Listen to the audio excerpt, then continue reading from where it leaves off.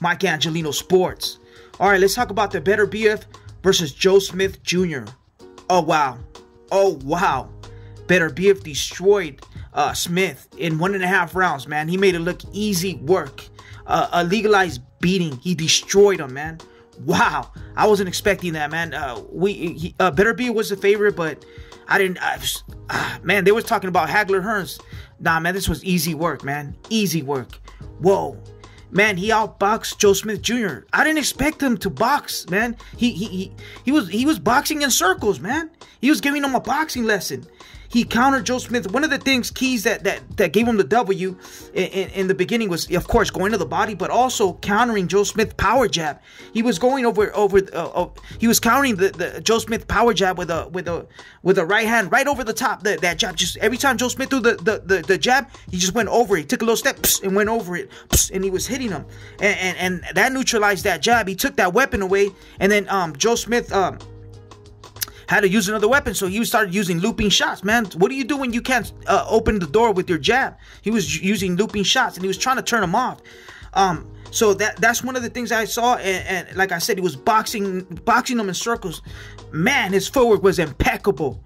Beautiful footwork, man. He used the whole ring, man. He was boxing them in circles, boom, boom, countering him, boom, investing the bodies, uppercuts. He hit him with everything but the kitchen sink. Hey, man, he probably had the kitchen sink in his gloves, man. Oh, man, that guy has bricks, TNT, man.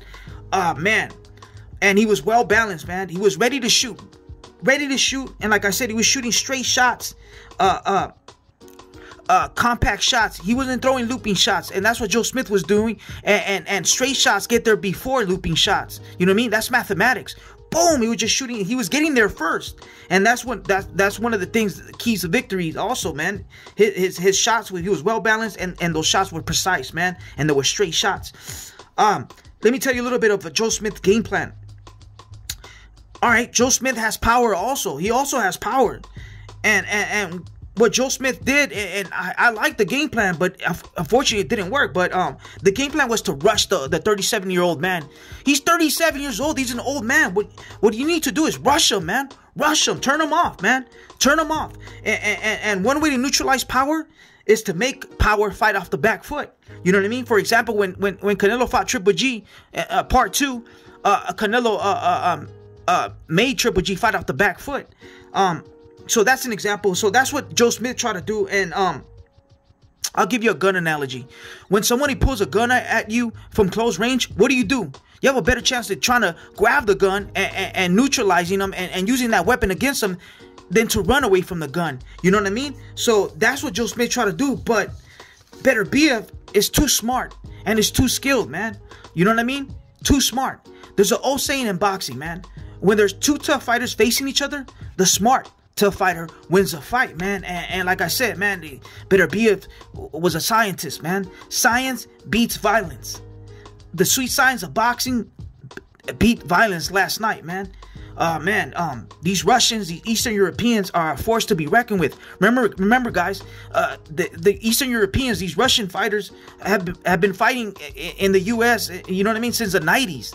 Remember, communism in Russia, the history in Russia, they didn't let them. They have a great amateur pedigree, just like the Cubans, but they just turned professional since the 90s, man. So they're a force to be reckoned with. They're fairly new, and man, they're scary. And you know what I mean? So yeah, man.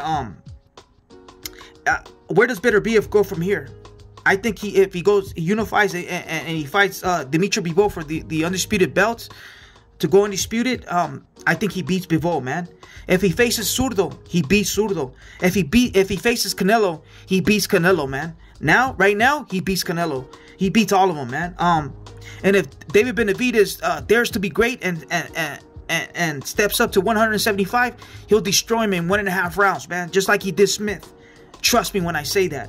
The only fight that after he goes undisputed, and the only fight I see I want is Beterbiev versus Usyk at cruiserweight. How about that? How about that fantasy fight right there, man? Yeah, man. And the only person that can beat Beterbiev right now is Father of Time, man. Father of Time is the only one that could beat him. The Hands of Time is the only one that could beat him right now. He looked phenomenal, man.